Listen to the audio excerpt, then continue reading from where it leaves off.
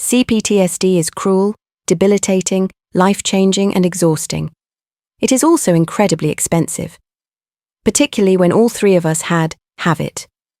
For me, aside from the years of excess red wine and Marlboro, which I've now thankfully been able to escape from, I've only been able to recover from PTSD through an amalgam of many elements.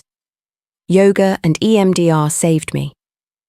I know other trauma therapies can have the similar impact, but I am ever thankful to Bessel van der Kolk, The Body Keeps the Score, and his research into trauma treatment. However, it is expensive, so very prohibitive, and whilst the NHS do offer it, the waiting lists are long. As an aside, I did get into Clerkenwell Health's psychedelic study, which I was hugely excited about. However, it consider with the last fact-finding, and I couldn't risk coming of my meds to be able to take part in the study, but the thought of measured psychedelics was a good one. But it was also expensive gym membership. Access to a pool really helps me and Coco.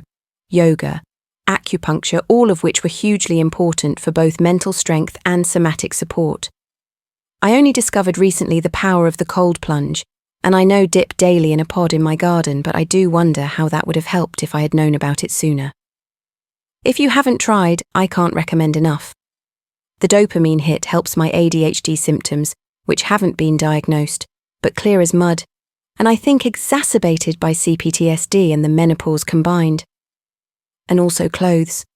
I love them, always have, but I've also had to get rid of items that I associate with trauma and manage the weight fluctuations. At the height of court, I was 8 stone, which is crazy, and I started to force-feed myself Mars bars.